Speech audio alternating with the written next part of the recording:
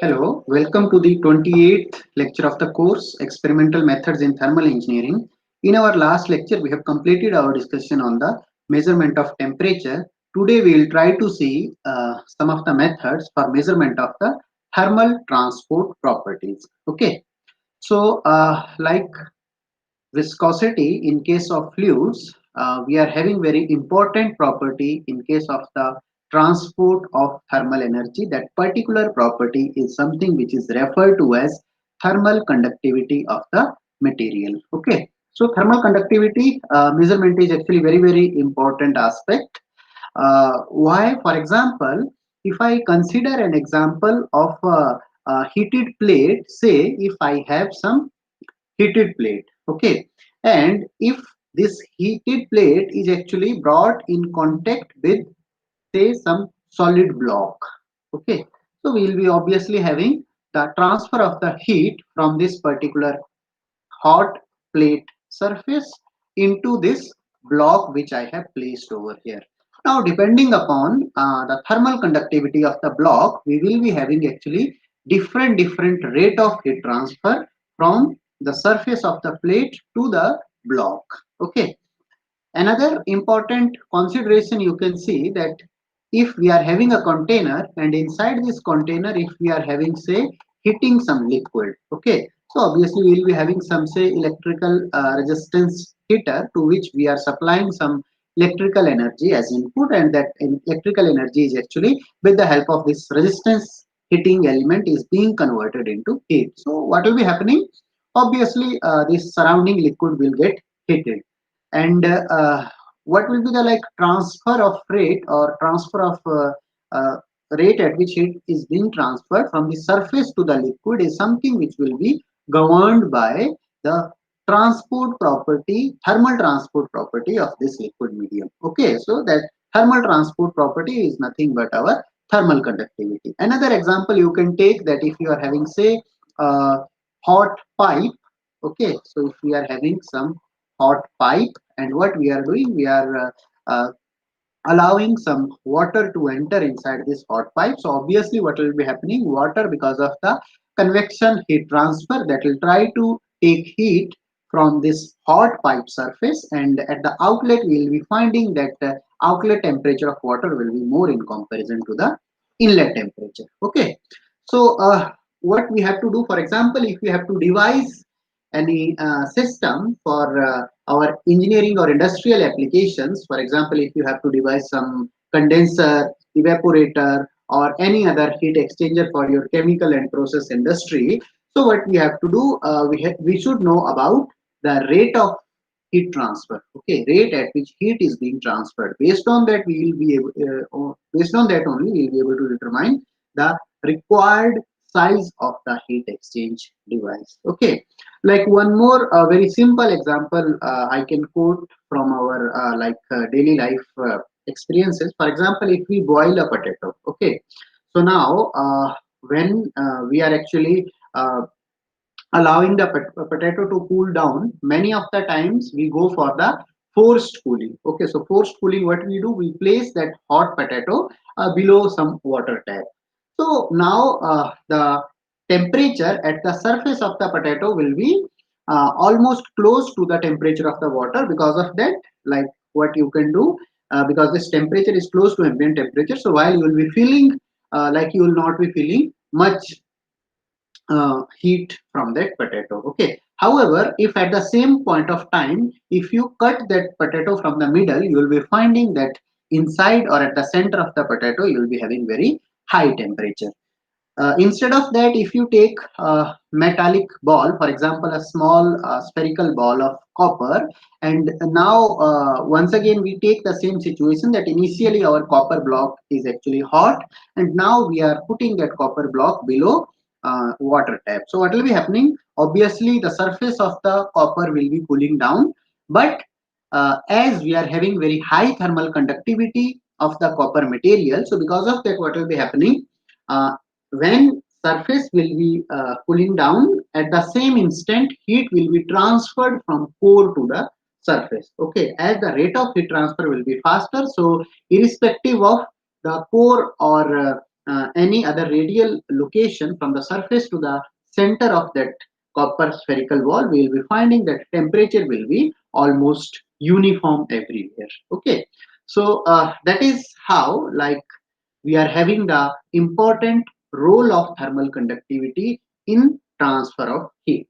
Now, when we talk about solids or liquids or fluids, when all these substances are at rest, okay, so solid, obviously, we will be having always within the medium, we will be within this solid surface, we will be having mode of heat transfer as conduction only. Apart from that, we may have another situation that we are having some closed chamber, and inside this closed chamber we are having some fluid. Okay, so we may have liquid or gas. Okay, now if we consider that inside this chamber there is no bulk motion of liquid and gas.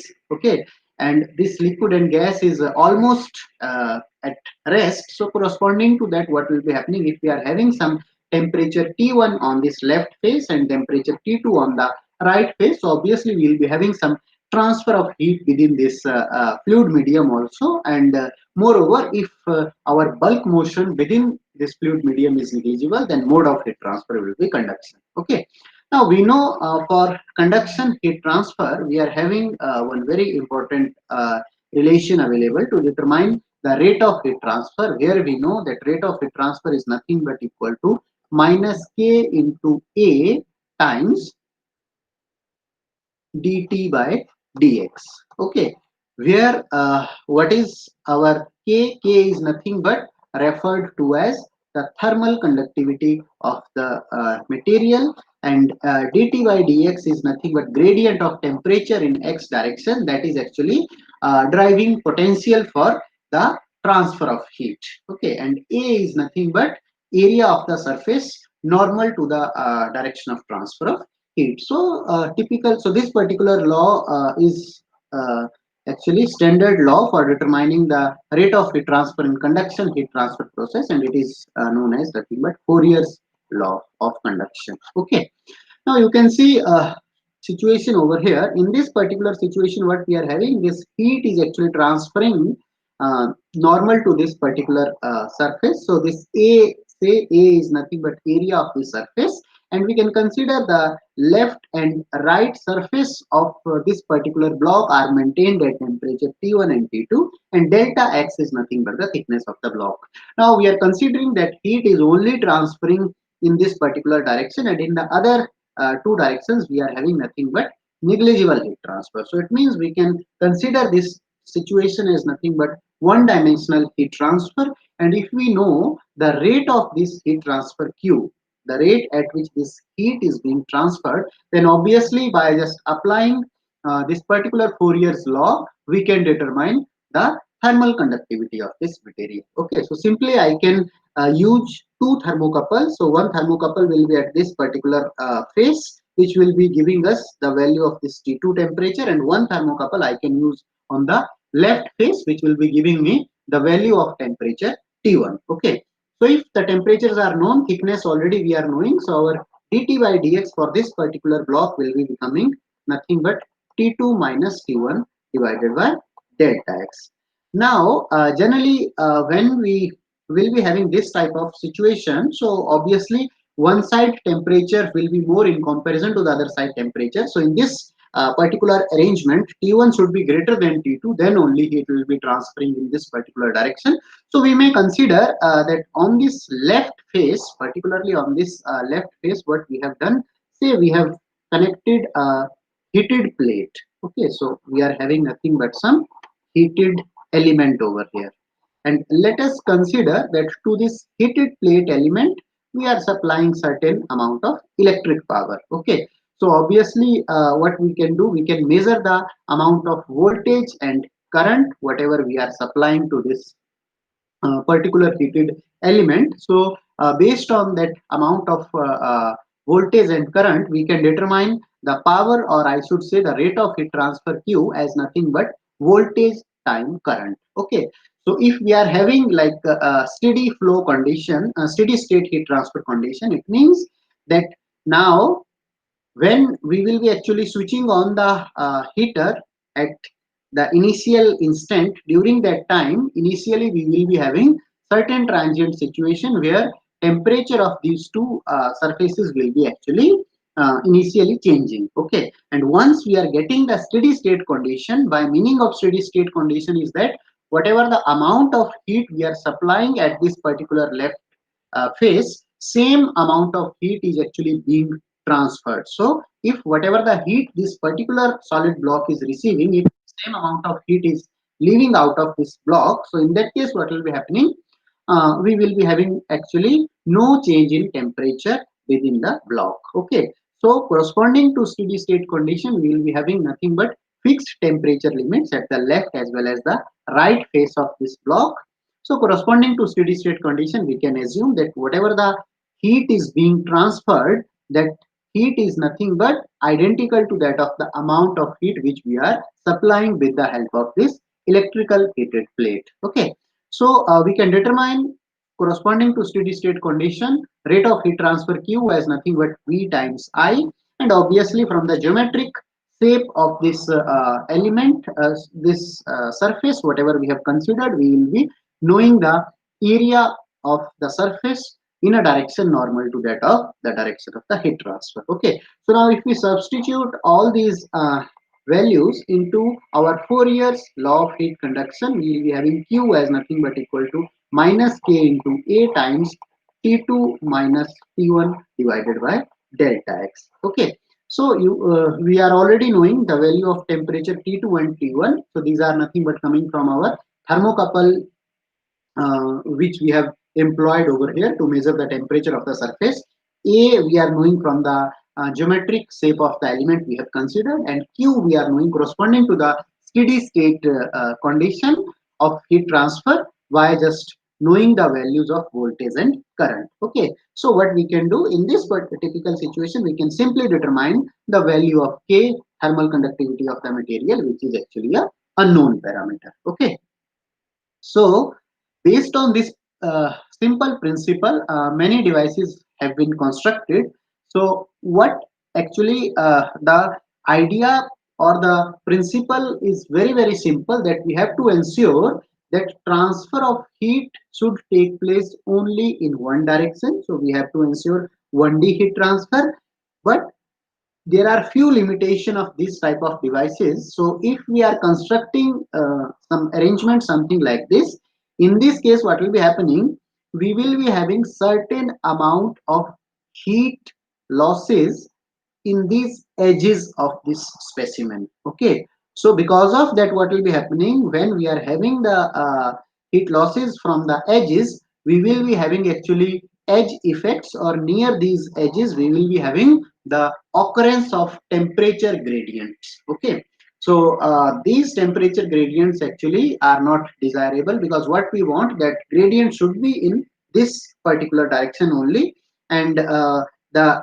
temperature of this entire surface should be actually uniform to a single value of T2. Okay, but in practice, when we will be using the finite sized specimen, because we cannot take the size of the specimen as infinite, so when we will be considering the finite sized specimen, then always we will be having some loss of heat transfer from these edges to the surroundings, and these particular edges edge heat transfer effects actually will be leading to some errors into our measurement of the thermal conductivity, because this will be actually not completely maintaining the condition of energy balance whatever we are using over here. Here we are considering that whatever the heat we are supplying, that heat is only transferring in this normal direction. If there are effects of heat transfer, or transfer of heat from the edges, in that case we will be having certain errors associated into our measurement of the thermal conductivity. Okay, so to avoid these, like, one may think of putting some insulation over here. Okay, so if we insulate these edges, in that case what will be happening, once again there will be accumulation of the heat near these edges, because of which there will be formation of temperature gradients over the surface. Okay, so if we are having the formation of temperature gradients over these edges, obviously our heat transfer will be shifting from one dimensional heat transfer condition to two-dimensional heat transfer condition. Okay, or it may be we may have gradients even in the third dimension. Okay, so these are some of the limitations which are actually associated with the finite specimen size. So what we do when we have to use the device at the practical level for measurement of the thermal conductivity. So what we do, we make some additional arrangements in order to make it accurate and compatible for measurement of the thermal conductivity of the material. Okay, so one typical arrangement you can see over here.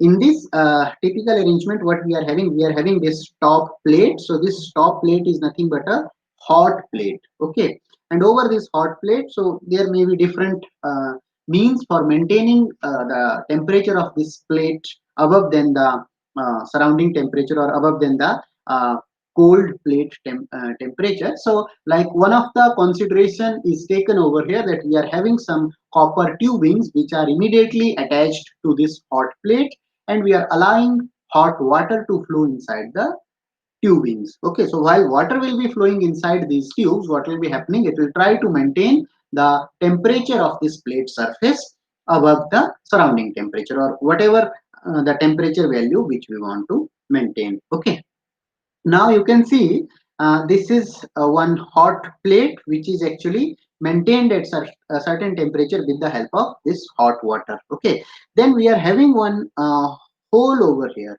Okay, so we are having one block over here, and in this particular group, what we will be doing, we will be placing our electric heating element. So you can see over here, this particular Peltier element is given over here. So the meaning of this, we will be nothing but providing some electrical current to this, and here we will be having actually heating of the uh, here we will be having in this particular block. So this is nothing but a electrical heating plate. Okay, and then we have placed some Peltier element over here. So this Peltier element will be actually required nothing but from the purpose of measuring the temperature of this plate. Okay, and then we are having actually our actual specimen over here. So this is our main specimen whose thermal conductivity we want to measure. Okay, and then we are having cold plate on the other side of the specimen. Okay, so in this particular specimen, what will be happening, the top surface of this specimen will be actually particularly in this central zone, it will be connected to this electrical heating plate. Okay, and at other ends it will be nothing but connecting to this hot water plate which we are having over here. Okay, and the size of the hot water plate is actually more in comparison to that of the portion where we want to actually we are considering the measurement of the electrical heating. Okay, then we have in the bottom side one cold plate. So this cold plate is actually in this cold plate also we are having some tubings, copper tubings, through which we are allowing the cold water to flow in order to maintain at some cold temperature. Okay, and we are having a number of thermocouples installed at different locations to measure the temperature. So now what will be happening, this central heater, whatever we are having over here, small heating plate, this is something which is actually connected to the electrical connection, and in this electrical connection we are having actually arrangements for measurement of voltage and current whatever we are supplying to this heating plate. So based on that we will be determining the amount of heat we are supplying to it. Okay, and that amount of heat will be actually conducting in this particular direction.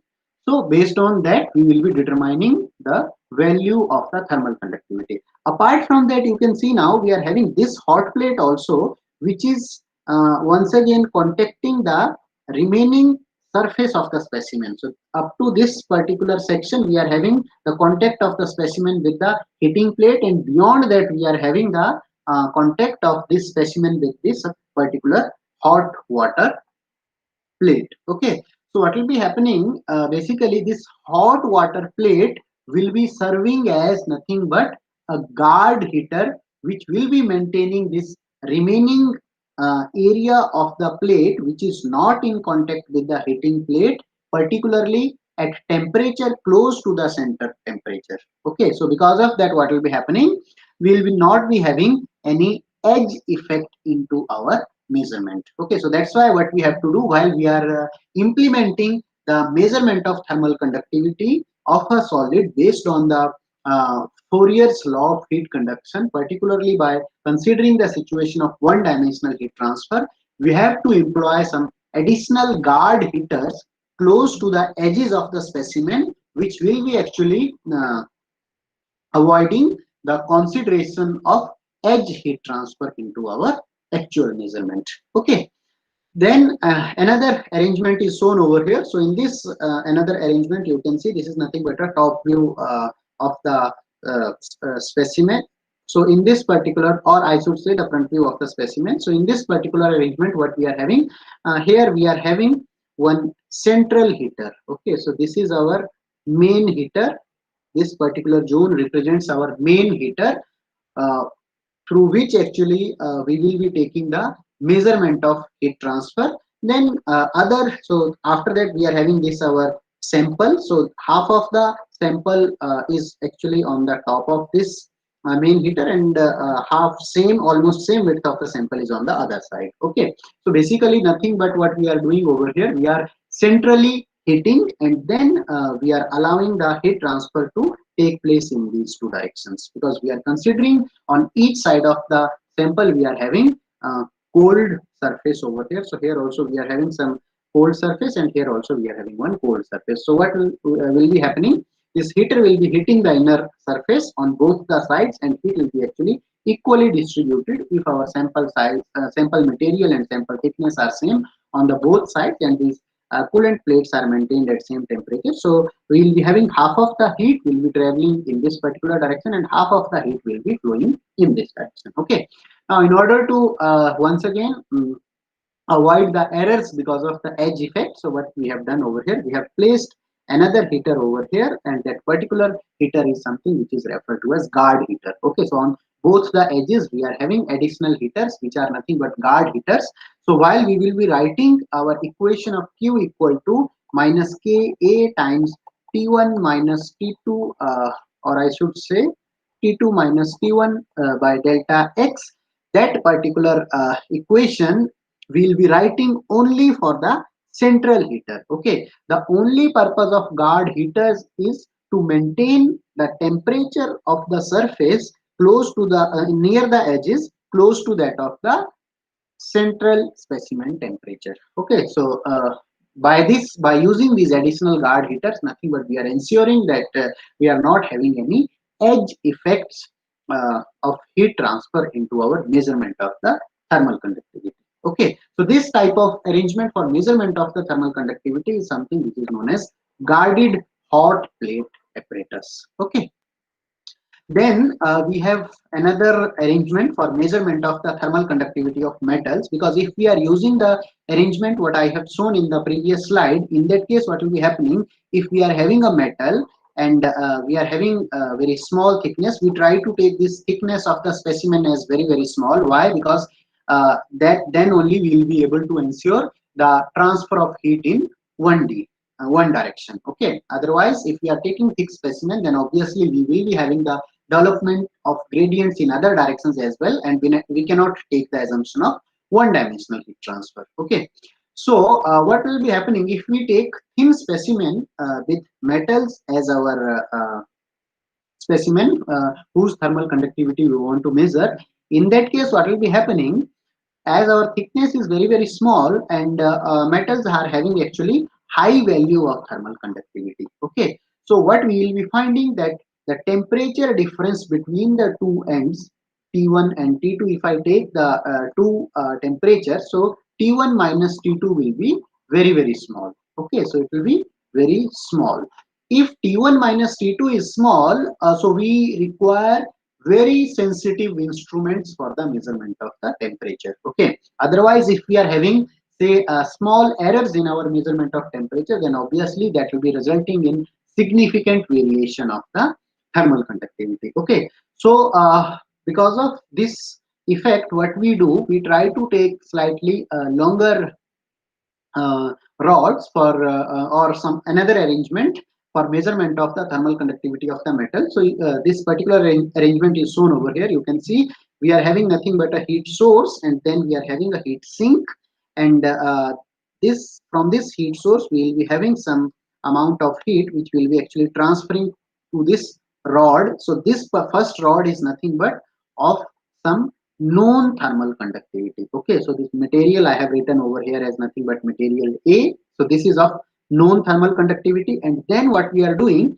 we are taking our unknown specimen over here, which is specified as material B over here, and the thermal conductivity of this specimen is actually unknown. This we want to measure.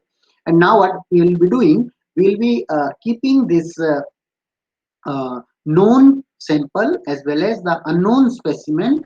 We'll make these in physical contact. So these are nothing but rod shaped specimen. So this is a very thin circular rod of known thermal conductivity, and another we are having a specimen also as a thin rod. Okay, and we will be actually making their physical contact at this particular junction, and along the length of the specimen actually we will be installing a number of thermocouples. So you can see over here we are having number of thermocouples which are installed along the length. Here also along the length we are having number of thermocouples installed. Okay, and then the outer periphery of both these rods is actually uh, insulated. Okay, so here we are having a layer of insulated material along the radial outer periphery of both these specimen. Okay, so now what will be happening from this source, we will be having the transfer of heat because this is maintained at some higher temperature TH, and this sink is maintained at some low temperature TL. So we will be having the transfer of heat in this particular direction. Okay, so now what we can do, because for this known sample we already know the value of thermal conductivity. Say the thermal conductivity is nothing but Ka, and for the second material, say thermal conductivity is Kb, which is nothing but a unknown. Okay, so now what we have to do, if we have to determine, so what we can do from here, we will be having some transfer of heat, and obviously we will be having say Qa as the heat flux which is flowing through this known sample A. So if I have to determine the value of amount of heat flux, I can simply write minus Ka times, say if I consider AC is the area which is in direction normal to the direction of the heat transfer, Ka times, and now what I can do, I can take any of these temperature values over here. Okay, because we are having number of thermocouples installed, so I can take any of the temperature values from these thermocouples, and obviously we will be knowing the distance at which we have placed the thermocouple. So I'll be easily able to determine the value of del T by delta X, or if I consider this direction as nothing but my X direction. So del T by delta X for this particular known sample A. Okay, so what will be happening, this known sample over here will be helping us in determining the value of heat flux which we are actually which is flowing in this normal direction. Okay, now this heat flux, because if we are having the steady state conditions, obviously whatever this heat flux we are supplying, by meaning of steady state means the temperature at these different locations along the length of the rod is not actually changing. So if we are having steady state condition, then obviously whatever the heat flux is coming from this through this known sample, that should be equal to that of the heat flux through the unknown sample. So for unknown sample, I can simply write as minus Kb times AC. So AC will be almost same because we will be having the size of both the samples as almost same.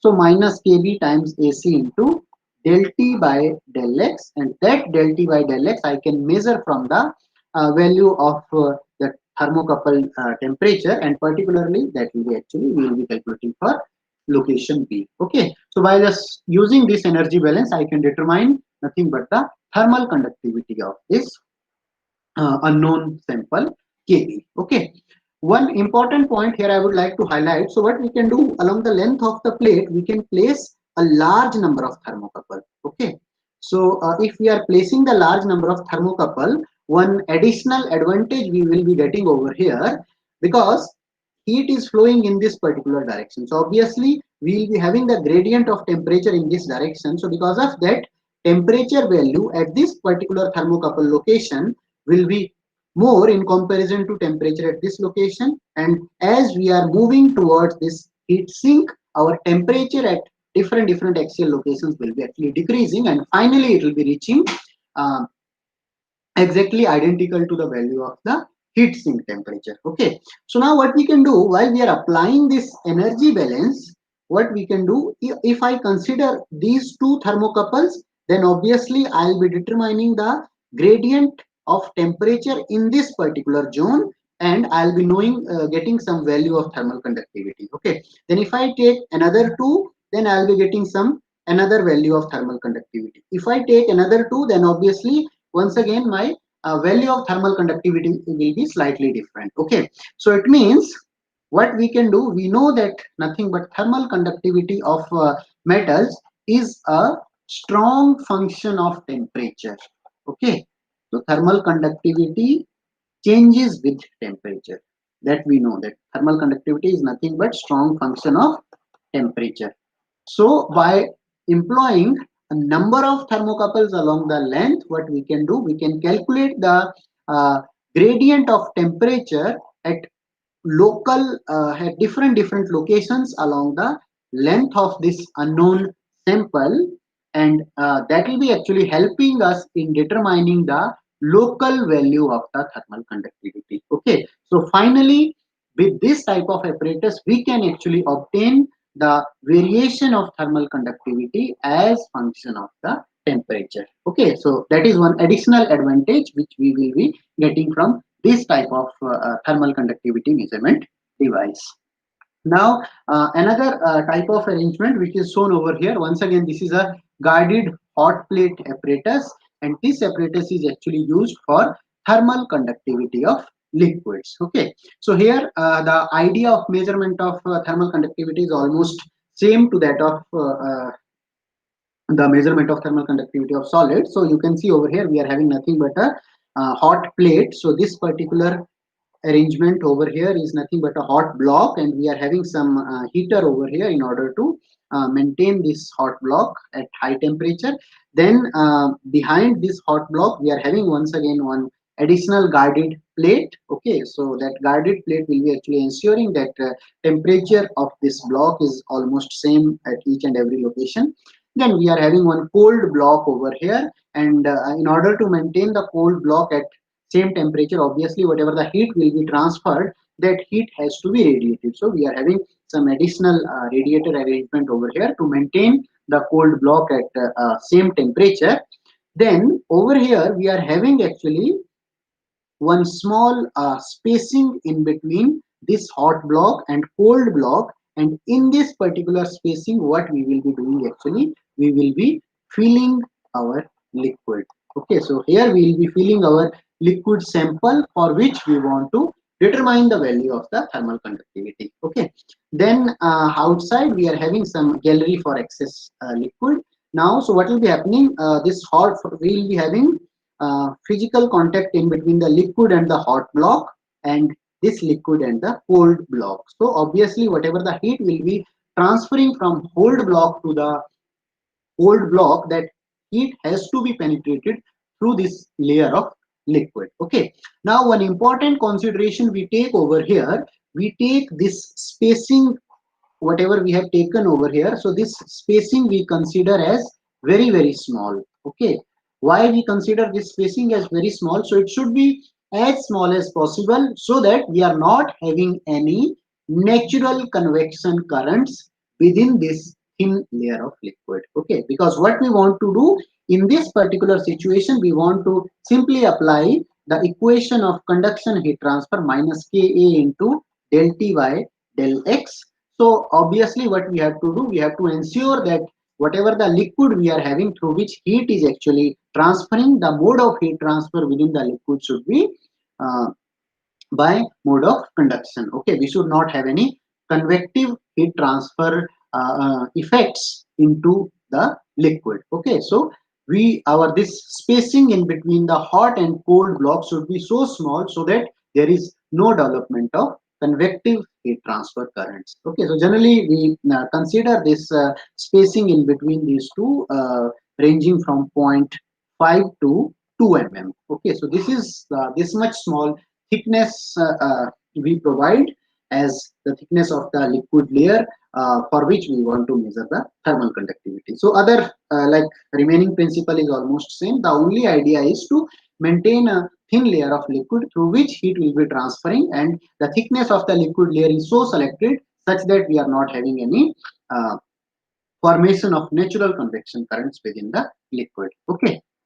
Then another type of device which is used for measurement of the thermal conductivity of liquids, that particular arrangement is something which is known as concentric cylinder method. Okay, so what we are having here, we are having some inner cylinder. So you can see over here, this is nothing but our inner cylinder, and then in this inner cylinder we are having some electrical resistance heater. Okay, then we are having some outer cylinder. So here you can see this outer cylinder, and we are having some spacing in between the inner cylinder and outer cylinder. So here also you can see we are having spacing, and here this spacing is given over here. So this spacing is nothing but acting as a small gap. Once again, this gap will be from 0.5 to 2 mm.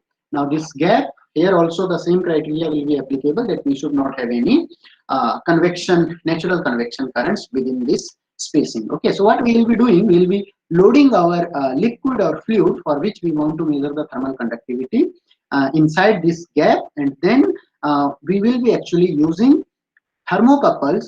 We can use thermocouple, thermistors, RTD, any type of temperature measurement device at different radial locations. Okay, so for example, one of the thermocouple is placed at some distance, radial location R1 from the center, and another is placed at some radial location R2. Okay, so now what will be happening? Obviously, the transfer of heat will be in the radial direction. So here we will be having transfer of heat in the radial direction. So now if I consider T1 as temperature of the location corresponding to radius R1, and T2 as the temperature of the location corresponding to radius R2, and say if Q is the heat flux, it means Q will be nothing but coming from our voltage into current value, because we are once again using the electric resistance heater over here. So we know that flow of heat is nothing but equal to T1 minus T2 divided by thermal resistance. Okay, so T1 minus T2, temperature acts as nothing but temperature gradient acts as potential for transfer of heat. So amount of heat will be transferred, that will be nothing but potential T1 minus T2 divided by thermal resistance, and this we are having nothing but a cylindrical configuration. We know that in case of cylindrical configuration, from our knowledge of heat transfer, the value of resistance is nothing but ln R2 divided by R1 into 2 pi L K. Okay, so that is something which we know from our knowledge of heat fundamental heat transfer, if we try to find out the heat transfer in radial direction, okay, over a cylindrical surface. So from here you can clearly see that if we have to determine the value of thermal conductivity, we will be finding value of thermal conductivity as nothing but Q times R2 ln Q times ln R2 divided by R1 divided by, over here we will be having nothing but T1 minus T2 into 2 pi L. Okay, so this is how we can determine the value of the thermal conductivity. Then once again we have another type of arrangement. So this type of arrangement is particularly employed when we want to measure the thermal conductivity of gases at a high temperature. So this is once again also identical to that of the cylindrical arrangement. So here also we are having some inner cylinder, and in this inner cylinder we are having some emitter winding. So this emitter winding will be actually as a source of heat, and then we are having some outer receiver over here. So this outer receiver will be actually receiving the heat, and in between this inner surface and outer surface over here we will be having nothing but our gaseous medium, okay, for which we want to measure the thermal conductivity. Now in this type of arrangement, what we do, because if our size of this emitter is actually finite, then obviously what will be happening, there will be some transfer of heat in the axial direction also along the length of this heater. Okay, so to avoid that, what we do, we take two additional heat stations. So these heat stations are nothing but identical to that of the guard heaters in our previous devices. So what we will be doing, we will be placing a thermocouple, number of thermocouples on this inner heater surface and on the outer receiver surface, and in between we will be having the gaseous medium, and particularly we will try to maintain the temperature of these heat stations close to the temperature of the emitter winding. So what will be happening, because of that we will not be having any transfer of heat within this emitter winding, particularly in this length direction. So we'll be having all the heat which will be generated inside this emitter winding because of the electrical resistance heating, that heat will be transferring in radial direction only, and in radial direction we can determine the value of temperature with the help of thermocouple on the surface of inner and outer cylinder, and we are already knowing their corresponding radius of the thermocouple placement. So by just using the equation which I have shown previously, we can determine the value of thermal conductivity. Okay, so here we are considering that high temperature. So the only additional arrangement we have to use these two heat stations, which will be actually allowing the heat to flow only in the radial direction. Okay, and to maintain the condition of one-dimensional heat transfer. Okay, so like this is all about the measurement of thermal conductivity of different type of materials, solids, liquids, and gases. Now one important property we are having, that property we know as nothing but our specific heat, Cp. Okay, so specific heat of fluid medium is a very important property which nothing but determines the basically determines the uh, thermal inertia of the system. Okay, apart from specific heat, we are having other properties, thermodynamic properties, as internal energy.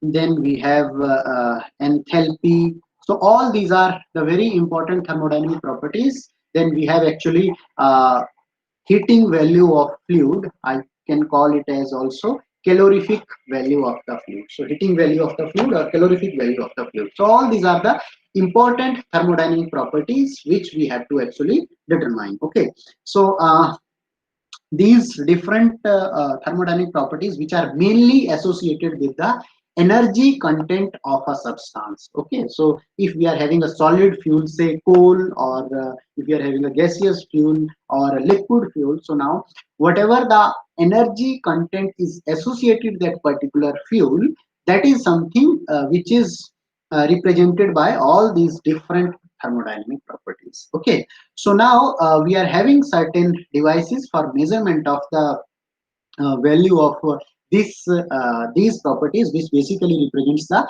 energy content of the medium. Okay, so the basically this particular study is something which is known as calorimetry, and based on this we are having different devices. So two of the popular devices are Juncker flow calorimeter and bomb calorimeter. Okay, so how the construction of these devices appears and how these are used to obtain the heating value of the fuels or a different type of unknown fuels, so that let us try to see. So let us first try to see the construction of a Juncker flow calorimeter.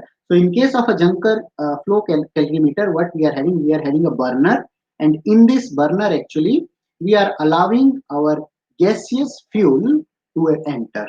Okay, and obviously in this surrounding we will be having some air, and fuel will be coming through this burner, and we will be having over here flow of air, and air and fuel will be having combustion over here, and that will be releasing heat. Okay, so this is nothing but our combustion arrangement for combustion of the unknown fluid for which we want to determine its heating value. Okay, heating value of the fuel, I think you already know that it is nothing but the amount of heat released by per kg combustion of the fuel. Okay, so that is something which we call as heating value of a fuel. So what we are having over here, we are having a gaseous fuel, and that gaseous fuel is actually undergoing the combustion process over here. And then what we are having in the immediate vicinity of this combustion chamber, we are having some vessel. Okay, so you can see over here this vessel we are having over here, and in this vessel what we are doing, at one end of this vessel we are having some incoming water. Okay, so this water is actually flowing in this direction. It is entering through some water flow regulator. So this water flow regulator will be actually assisting us in of varying the flow rate of the water which is actually flowing through this tubing. Okay, so what will be happening? Water will be entering through this, and then this water will be actually passing close to this combustion chamber, and then while this water will be passing through close to this combustion chamber, we will be having actually flow of products of combustion through this tube over here. So obviously, particularly through this surface, we will be having nothing but transfer of heat in between the products of combustion, whatever we have got from here, and the water which we are allowing to flow through this passage. Okay, now that water will be actually rising through this section, and finally it will be actually entering, coming out of this tubing, and we will be having then some weighing bucket method or some flow meter for measurement of the flow rate of water. Okay, and while the water is actually coming, so we are having two reservoirs. So one reservoir is at the inlet and another is at the outlet, and we are having some arrangement overflow pipe for maintaining the level of the reservoir at constant value. So here nothing but we are allowing the flow of water to take place because of the gravitational head, and obviously what we have to do while water will be flowing, we want that the flow rate of water should remain constant. So for maintaining the constant gravitational head, we are having actually in our tanks, inlet as well as the outlet tank, we are having some overflow pipe which will be always maintaining water level at the fixed value. Okay, then what we are doing, we are having some thermometers over here. So these thermometers will be actually measuring the entering water temperature as well as the exit water temperature. Similarly, so what you can see over here, you can see that these products of combustion are actually passing through these lines. So through these lines are coming over here, and while these are passing, actually these are exchanging the heat with the water which is flowing in other tubing. Okay, so we are having kind of a counter flow arrangement in between the flow of the products of combustion and flow of water. Okay, and then through this particular tubing, the products of combustion are coming out, and while the products of combustion are coming out, then once again we are having one more gas outlet thermometer over here. So this thermometer will be actually measuring the temperature of the products of combustion which are coming out. Okay, and here we are having actually, because while the combustion will be happening, if we are having hydrogen into our gaseous medium, so hydrogen will be actually reacting with the uh, air from the surroundings, oxygen from the surroundings, and then it will be actually uh, making water vapor as one of the products of combustion. And what will be happening if our temperature is actually temperature of the products of combustion is sufficiently reaching to the values at which condensation of the water vapor can take place. So we will be having formation of condensate. So here we are actually measuring the amount of condensate over here in this particular graduated flask. Okay, so this is the whole idea, that what we will be having nothing but combustion of the fuel for which we want to know the heating value, and we will be having supply of controlled supply of surrounding air over here. So with the help of that, we will be allowing the air and fuel mixture to undergo through the combustion process. So while combustion will be happening, fuel will be releasing its energy into the heat energy earlier, which was stored in the form of its chemical energy, and that energy we will utilize to heat the water. Okay, and we will be actually measuring the temperature at inlet and outlet of the water while it is passing through this heat exchanger, and at the same point of time when the products of combustion are coming out, then also we will try to measure the temperature. Okay, so ultimately what we will be doing, we will be nothing but employing some energy balance through this particular control volume, whatever we have considered, and based on that energy balance, we will decide that what measurements we need to do, and accordingly we will be actually determining the heating value of the uh, fuel. Okay, so in this particular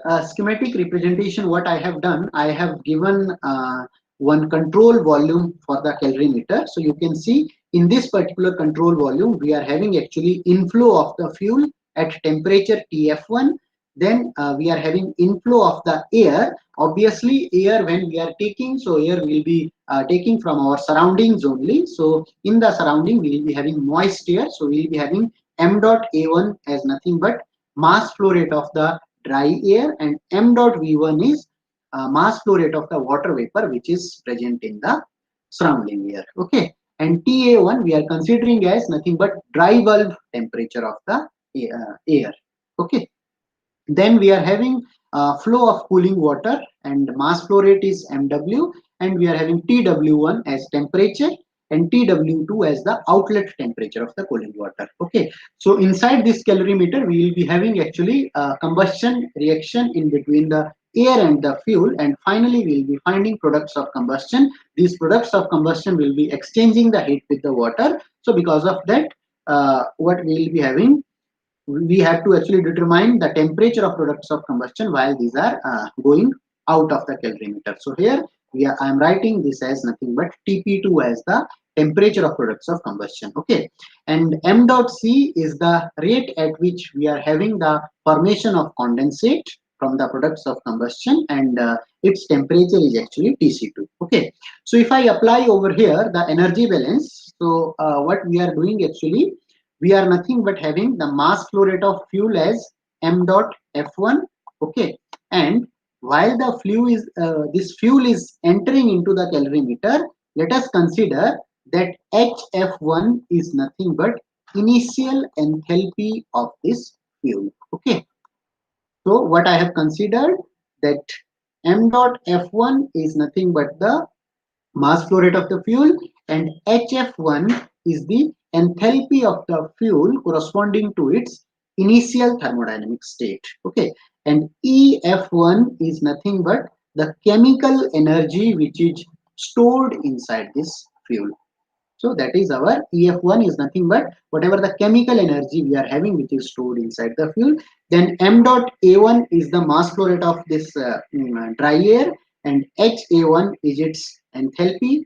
M dot V1 is the mass flow rate of water vapor which is flowing with the air, and HV1 is something which is the enthalpy of the water vapor. Okay, then this is the total inflow of the energy. So how much amount of energy, this is the amount of energy actually which is entering inside the entering inside this calorimeter. Okay, and then we are having products of combustion. So m dot p2 is nothing but the mass flow rate of combustion, and HP2 is enthalpy of products of combustion. Okay, and m dot C2 and HC2 is nothing but the mass flow rate and the enthalpy of the condensate. So this is the total energy balance of air fuel mixture. Then this energy is nothing but being transferred to the cooling water. Okay, so that's why it will be nothing but equal to mass flow rate of the water into HW2 minus HW1, where HW2 is the enthalpy at the outlet and HW1 is enthalpy at the inlet for the cooling water. Okay. So one important thing you can see over here, for the products of combustion now, I have taken collective mass as m dot p2 and collective enthalpy as hp2. Okay. However, in our actual practice, we will be having actually different products of combustion over here. We will be having carbon dioxide, we will be having carbon monoxide, we may have water vapor. Okay. We will be having some nitrogen, because for the combustion we will not be taking pure oxygen, we will be considering air from surroundings, so that will be having nitrogen which will not be reacting, so we will be having nitrogen also as the products of combustion. Okay, so that's why, and we may have some excess oxygen. Okay, it is not always that we will be taking exact stoichiometric amount of oxygen or air. So we may have some excess air in order to ensure the complete combustion process. So because of that, what will be happening? We will be having certain amount of oxygen also. Okay. So that's why while we will be determining this value of m dot p into hp2, that will be nothing but how much mass of carbon dioxide we are having times enthalpy of the carbon dioxide. So this enthalpy is nothing but this is known as enthalpy of formation. So when we are having some chemical reaction, in that chemical reaction we will be having the formation of some chemical compound. So whatever the enthalpy is required for formation of that particular chemical compound, that is something which is known as enthalpy of formation. Okay. So similarly, we will be having mass of carbon monoxide into enthalpy of formation of carbon monoxide, then mass of oxygen into HO2, Mn2 into HN2, and we will be having then water vapor. So what will be happening? Though we are considering that we will be having formation of the condensate, at the same point of time, we may have some of the water in the vapor form only, which will be actually going through the products of combustion. So we are considering over here m dot v2 and hv2 as nothing but our amount of enthalpy which is carried by the water vapors. Okay, so from this two equations you can clearly see over here that this ef1 is something which is a unknown parameter, because we are considering that our heating value of the fuel is unknown. That is we what we want to determine. So our entire system is actually designed to determine this value of EF1. Now mass flow rate of the fuel is something which we can measure. So mass flow rate is actually can be easily measured with the help of some mass flow or volumetric flow rate measurement device. So already I have completed our discussion on the flow measurement devices. So we can choose any of the flow measurement device appropriately. And enthalpy value also will be known from the initial temperature condition. Okay, we'll be knowing the initial temperature condition. Then we are having similarly mass flow rate of air also we can determine. So whatever the mass flow rate we will be getting, actually that will be nothing but jointly for the dry air as well as for the water vapor. Okay, so then we have to apply certain thermodynamic relations to find out that what are the individual fractions of dry air and water vapor into our moist air. Okay, then this mp2 hp2 I have already given you the formulation. So for this nothing but we have to write down the chemical equation which will be showing the complete combustion process, and based on that only we will be able to determine the corresponding value of the mass of carbon dioxide, mass of carbon monoxide, and other different type of products of combustion. Okay, mass flow rate of water once again we can measure with the help of flow meter. And for water, as we are recording the temperature of inlet as well as the outlet, so I can simply write here as Cp times Tw2 minus Tw1 as nothing but difference of enthalpy. Okay, so now one important task which is remaining is to determine the value of this individual components of products of combustion. So m dot CO2, m dot CO. So these are the individual values now which we have to determine. Okay, so for this what we will be doing, we will be writing the chemical equation. So obviously in this present analysis what I have done, I have considered, say if my fuel is nothing but uh, methane. So for methane, if I write the chemical equation, so A times CH4 plus X times O2. So what will be happening now?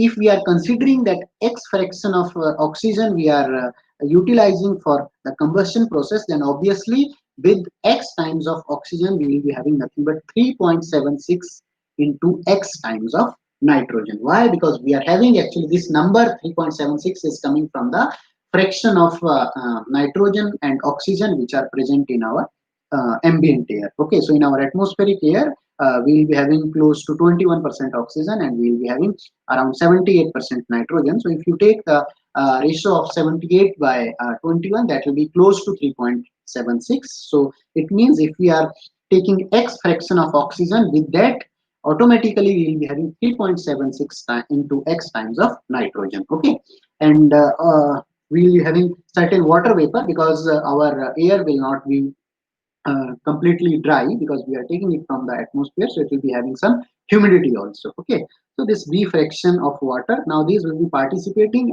into the um, this one chemical reaction, and finally we will be getting products of combustion as carbon dioxide, carbon monoxide, oxygen, water, and nitrogen. Okay, so now what we have to do, actually uh, determine the composition of these products of combustion through some gas analyzer. So from that we will be able to determine the value of this D, E, and F. Okay, so this value of these dry products of gases, whatever the number of moles we are having, D, E, and F, this is something which we will be determining nothing but from the combustion analysis of the combustion products analysis of the gases of combustion with the help of some gas analyzer. Okay, then after that what we can do, we can actually balance the number of moles for each of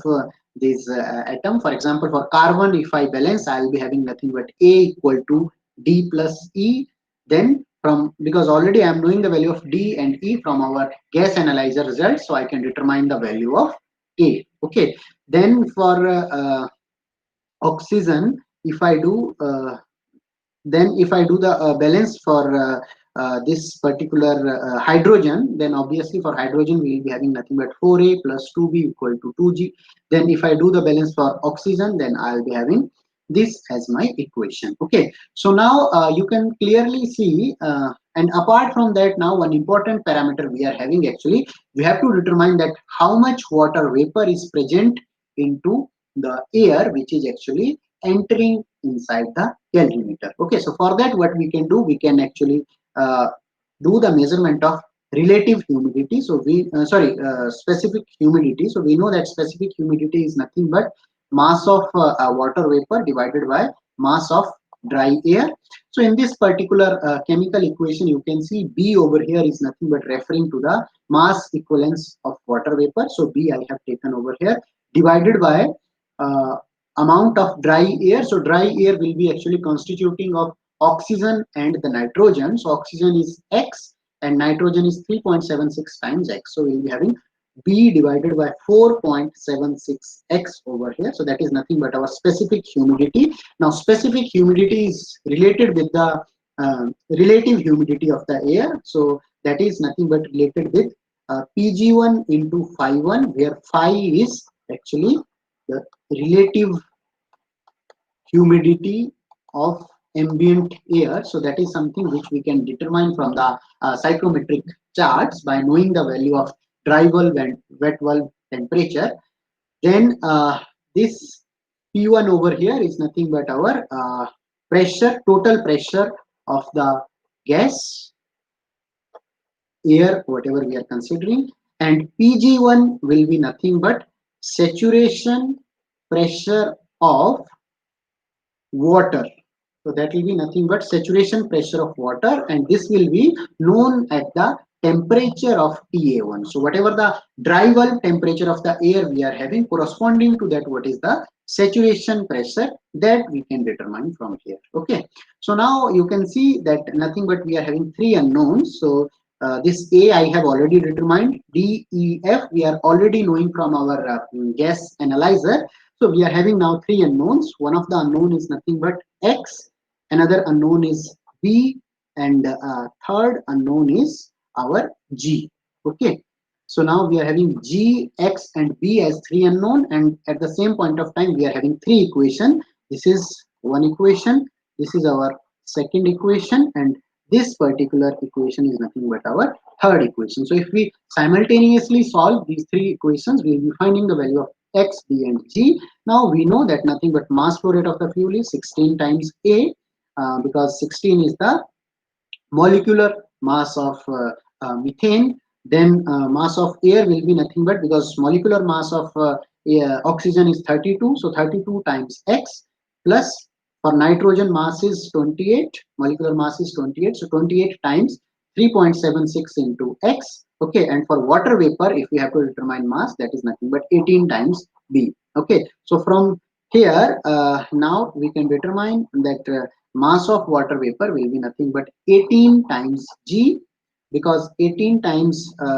G is coming from here. So that is mass of water vapor into the products of combustion minus mass of condensate. So mass of condensate I can simply measure with the help of displacement method. So if I take a graduated flask over here, that will be giving me the value of the mass of the condensate. So I can determine that how much amount of mass is actually stored inside the vapor. Okay. So if I know all these values, then obviously I'll be able to determine this final value of m dot p into hp2, and I'll be substituting this into this equation, and finally I'll be getting the value of the chemical energy, or I should say the heat which was actually stored inside the fuel. Okay, so this is typical. This includes the detailed theoretical analysis of a calorimeter. However, every time if we have to use the calorimeter for measurement of the heating value of the fuel, we need not to go for this entire detailed analysis. So many of the times calorimeters are having actually some standard procedure when we use these at the laboratory scale for determining different properties. Okay, so by just considering these standard procedure, then we need to measure less number of parameters only, and we are having some direct relations given, which will be actually, although these are derived from the theoretical analysis only, but every time if we have to measure the property of the fuel, we need not to actually do this entire theoretical analysis. Okay, so we'll be having standard relations given based on this theoretical analysis, and directly we can do some primary measurement, and we can substitute the value of these primary measurements in order to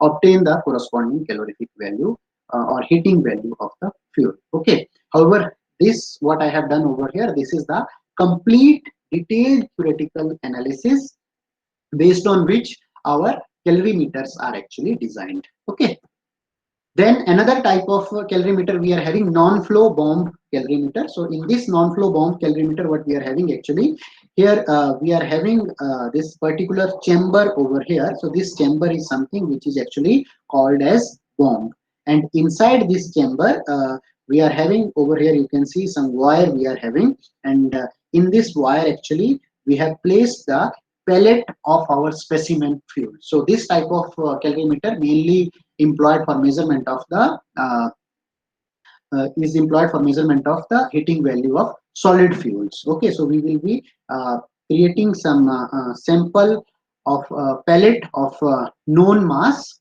Okay, so we'll be having a pellet of known mass, and that will be actually hanging over here. Okay, and then inside this we are having some electrode arrangement. So you can see over here we are having some electrode arrangement, and this electrode arrangement will be actually providing the initial voltage for igniting the combustion process. Okay, and this bomb is actually placed inside chamber, which, and this chamber is completely filled with water. Okay, so what we will be doing over here, we are having nothing but a precision thermometer. So this thermometer will be actually measuring the temperature of the water. Okay, so inside this bomb we will be having the combustion process, and because of the combustion process, then heat will be released, and that heat will be actually transferred into water. So we are having some additional rotor over here. This rotor will be actually maintaining the water almost at the uniform temperature. Okay,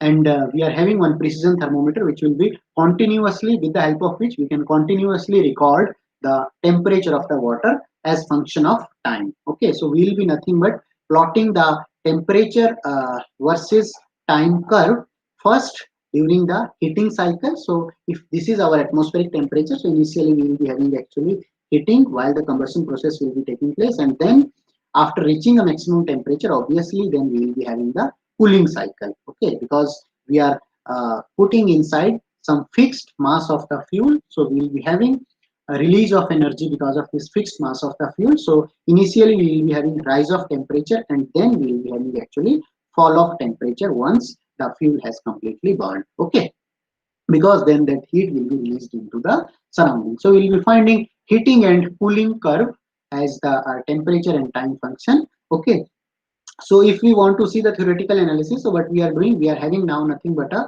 constant volume of the bomb.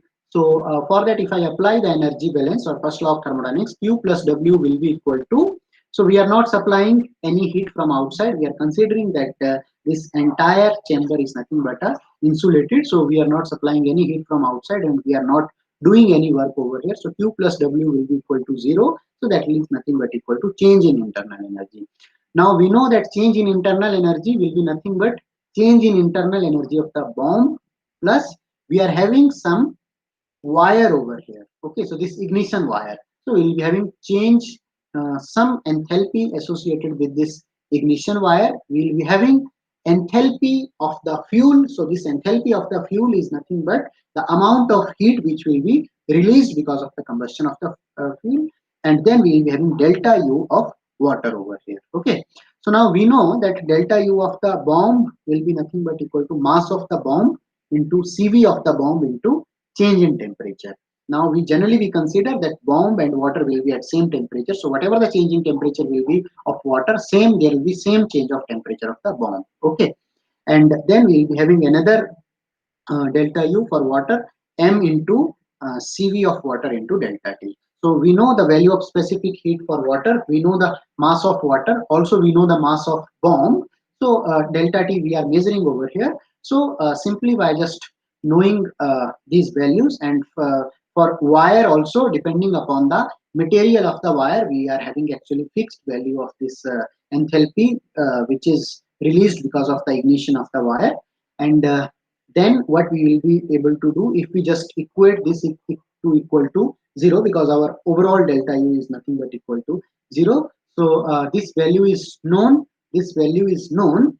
Now if we are knowing the CV of the bomb, then obviously this will be also known, and finally we will be finding the value of heat released by the fuel. Okay, now one important consideration, because our bomb is of very complicated shape, so what we do initially when we determine the CV of the uh, bomb material, what we do for that purpose, we take this fuel pellet of some known heating value. Okay, so while we will be calibrating the bomb, we will be actually putting this specimen pellet of some known heating value fuel, and we will be doing its combustion, and then we will be actually solving this particular equation in order to determine the specific heat of the bomb. Okay, so once bomb is calibrated, then obviously we are knowing its CV value, then we can employ it for the unknown measurement.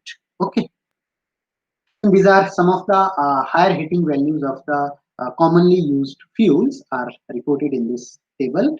Uh, then we are having the measurement of heat flux and convective heat transfer coefficient using the experimental techniques. So what I'll do now, I'll stop at this point and the measurement of convective heat transfer coefficient and heat flux. I'll continue the discussion on the same in our next lecture.